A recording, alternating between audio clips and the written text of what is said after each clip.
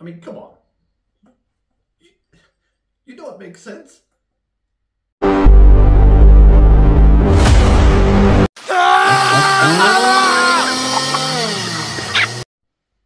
So, Rob Zombie would probably be one of the most controversial and complicated directors in the horror industry. For many reasons, of course.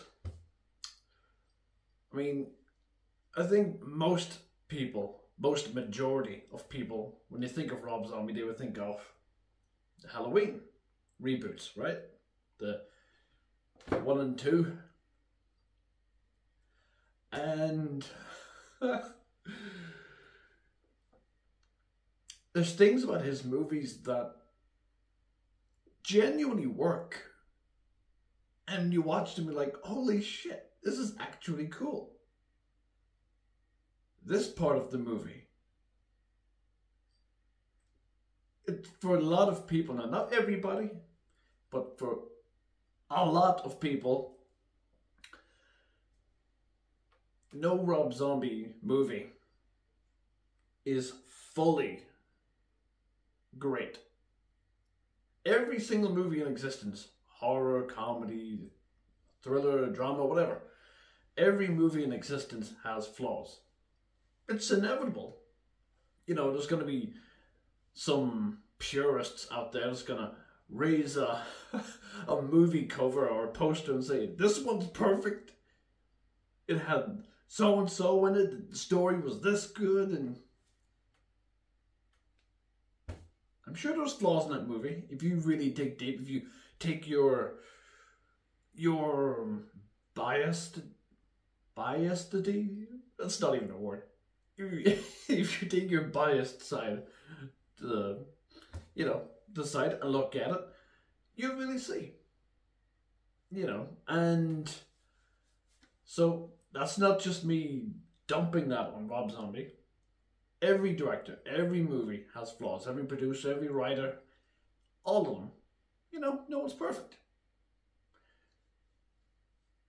But Rob Zombie,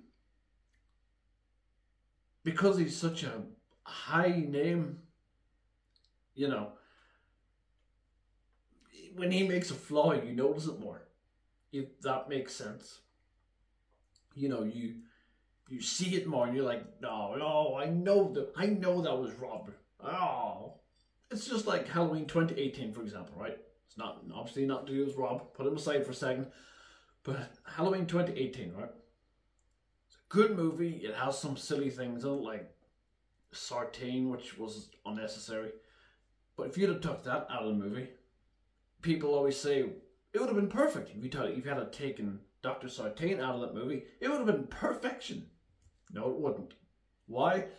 Because the comedy part. You know, there's comedy in that movie when it shouldn't be in that movie. Like the babysitter getting killed and the kid runs off. Oh, shit! In real life, no. That just takes the whole build-up of terror and that just sucks it out of the room because then everyone's laughing. And you're like, well, there goes the scare. You had the jump scare and you open it and then it just turns to comedy. Not meant to be laughing at that scene. And the whole point, the making of why I'm bringing this scene up, is because you watched that. The first thing you think of, right? And tell me you didn't. But I did instantly when I saw that scene. Danny McBride. That was his scene, wasn't it? That was his input. And that's what I mean. That's the point. You watch that, you know who it is, and you're like, oh, Danny, come on. You know, little frustrating things like that. So, yeah, anyway, that was an example. Back to Rob. For example, his Halloween movie, right? The second half, I think, is brilliant. It's awesome. It's really kick-ass. Michael is fucking on top. You know, he's slaying bitches. It's the first 15 to 20 minutes. Sorry. Where the problems show. Oh, what's the problem? the writing. This man is notorious for writing in horror movies. It's just, it's the words, you know, like, talking about skull fucking and everything, and cunt this, and just the words that just such, like, I know they're supposed to be rednecks, and, you know, and they're rough, and they're meant to be scumbags and all, but it's just so in your face that it's literally uncomfortable. And you're like, okay, I get it, right. I know what type of people they are. Stop. But, excuse me, I'm recovering from a cold. So yeah, it's the writing. And it genuinely just puts you off. You're like, God, dude. And then when you get over that, then the movie starts getting good because, you know, the dialogue isn't as ramped up. And the thing about Rob is he is a brilliant director. I mean, the shots this man can get, like, pretty much all of Halloween 2007, just the shots are so good. You know, simple shots like Michael, like, taking the mask out of the floorboards, and it's just that scene with the lighting and simple things like that. It's just so natural. You know, it's the writing, I think, that holds him back a little. And I mean, it fits movies like, you know, Devil's Reject or House of a Thousand Corpses. It fits the theme, so it works for them. But for, like, even, like, it was ramped down in Halloween 2, but it was there in little bits, like the guy in the truck after, like, you know, the two paramedics talking about, like, necrophiliac, and, you know, and the guy said fuck 217 times.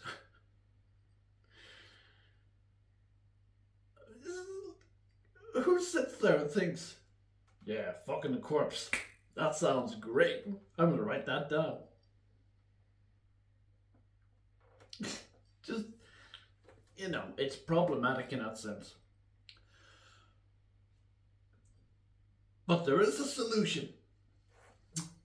I think, personally, I don't know what everybody else is going to think. Maybe people are against this idea. Maybe it's a stupid idea. Maybe some people will agree with me. If so, awesome. But what if you were to hand him a franchise like this? Right? It only makes sense. Because even the dialogue, gnarly as it is, would actually fit into this movie. Because think about it. Psychotic, cannibalistic rednecks. Somebody would say inbreed. But I don't think that was ever touched upon. At least until the sequels. But yeah. So it makes sense. They live dirty. They eat dirty. You know, they're eating people. So it only makes sense that they would talk dirty. You know. So it's not unusual. But I think he could also, like, think of his, you know, direction style. It would work so well for the Texas Chainsaw Massacre. It really would. Like, think of, like, now, the way I think they should go back to the movie is how 2003 approached it. You know, not like recently it's been a little city or a little village with, like, loads of houses all tight in with each other, or, you know, it was scarier when it was just one house in the middle of nowhere, and that's it. No neighbors, nothing, just a one house. That's terrifying. Someone's with a chainsaw, right? And they're chasing after you, and you're running outside, and you're running towards nothing but trees, endless trees, nothing, no building, no, you know, no cars, nothing. At least not close by anyway. You know, that's scary. If you're in like a place with like about 50 houses around, you know, it's not that scary because you can jump into one of them houses, hide in a closet somewhere, wait and get up. It's not that scary. Tactic. But therefore, I think the one house in the middle of nowhere works. I think if you imagine if Rob took that, it would be awesome. You know, and obviously his wife Sherry has to be in it because of some, I don't know, obligation. So, I mean, she could be one of the victims. I don't know. She could be the chainsaw. I don't know. But I genuinely think it would be he could make a great movie out of this franchise. Because this franchise has been going downhill a very long time. Like, I think it died after the Texas Chainsaw, the beginning, I think was the last decent one. Then afterwards, they were just throwing shit at the wall to see what would stick. And every one of them was just, God, it didn't feel, they even tried to go, like, reboot it. You know, 3D one. And it had that cringy ass line on it at the end. And the acting was just horrendous in that movie. And it was just stupid and they tried to make you sympathize with the killer. That's a movie sin. And like, you just think how ruthless his version of Michael was in his remake. Brutal, right? Did a great ass job. He was huge, intimidating, strong, you know. You imagine what he could do with Leatherface, right? Now, think about Leatherface. He's not supposed to be smart. The new movie, the Netflix one, tried to make him out to be intelligent, like he was, you know, Michael or... Leatherface wasn't that intelligent. He wasn't tactical. He wasn't, you know... If you watch the original one, like the very first one, he was mentally, you know, I think, like, I don't know what the right word is, but he just wasn't, you know, he wasn't tactical. Ah, I like that one. You know, he was just, you know, like, he was sort of just being, I mean, you see him, like, he'd be slapped around and, you know, look what you did to the door, and, you know, he's not ruthless and scary. Like, if the cook can talk to him like that. That's all I'm saying. And get away with it. So, if we took that and the intimidation, put them together, and the one, and back to basics, the house in the middle of nowhere, I think you would do a really good job. I genuinely do. And... I really would like to see it. It'll probably never happen. Like, if anything, I think the Texas Chainsaw Massacre is what he should have remade in 2007 instead of Halloween. I think it would have been, I'm pretty confident it would have been more successful. But, you know, it had just came off Texas Chainsaw Massacre at the beginning. So, you know, I think they might have had their own little thing planned, so he couldn't really. And Halloween hadn't been seen for a while since Resurrection.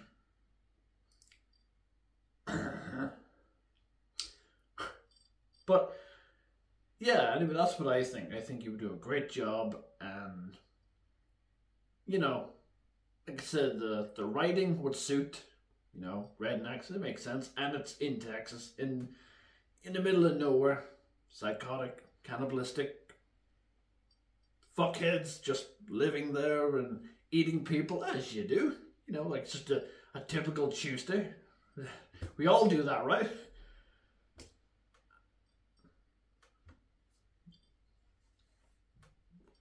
You know what I mean?